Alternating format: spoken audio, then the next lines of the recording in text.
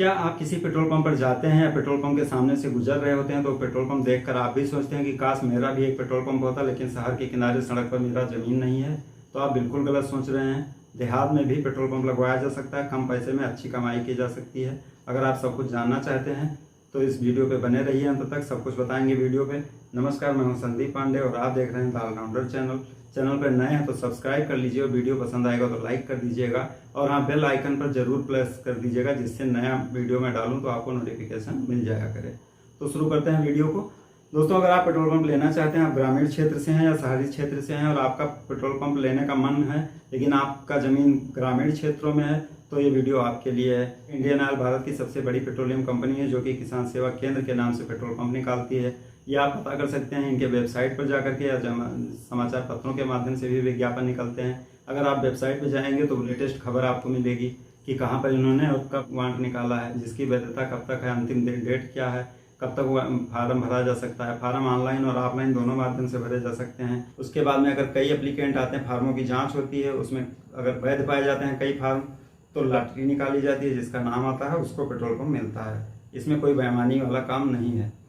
मैं आपको बताऊं कि ग्रामीण क्षेत्रों के लिए 30 × 30 मीटर की ज़रूरत पड़ती है ज़मीन की, जो कि 900 स्क्वायर मीटर हो जाती है और इसमें लागत आती है लगभग 50 लाख रुपए की। ये पहले ज़मीन कम में हो जाती थी, 600-700 स्क्वायर मीटर में, और 25 लाख रुपए लगता था, लेकिन अभी ज़मीन जो है कम से कम 900-1000 स्क्वायर मीटर की होनी चाहिए और आपकी लागत लगेगी 50 लाख रुपए, क्योंकि अब 5 लाख रुपए तो सिक्योरिटी मनी ही जमा होता है। कंपनी टैंक और मशीन देगी, लेकिन इसके बावजूद आपको मिट्टी पटवाना पड़ेगा, बाउंड्री करवाना पड़ेगा, कार्यालय बनवाना पड़ेगा और सड़क से ऊंची ज़मीन करवा के इंटरलॉकिंग लगवाना पड़ेगा। तो इन सब में खर्चा आता है।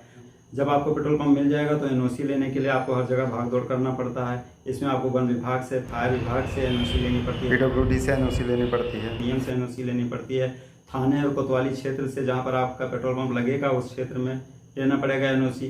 कई विभागों से एनओसी लेनी होती है, जिसमें फायर सबसे ज़्यादा महत्वपूर्ण होता है, और विस्फोटक की भी लेनी पड़ती है। इलाहाबाद से मिलता है, प्रयागराज से, जो कि कंपनी खुद लेकर के देती है। अगर आप हाई स्कूल पास हैं तो आप आवेदन कर सकते हैं। ऐसे की अगर दिक्कत है आपको कि मेरे पास इतने पैसे नहीं हैं, तो कोई बात नहीं, पेट्रोल पंप मिलने के बाद में आप इसको बैंक से लोन भी ले सकते हैं। इसके अलावा आप ग्रामीण क्षेत्र में जहाँ पे पेट्रोल पंप अप्लाई कर रहे हैं वहाँ पर 100 मीटर की दूरी पे कोई दूसरा पेट्रोल पंप नहीं होना चाहिए। अगर 100 मीटर के अंदर कोई पंप है जहाँ आप लगाना चाहते हैं तो मॉनिटर आएंगे, उसको कैंसिल कर देंगे आपका।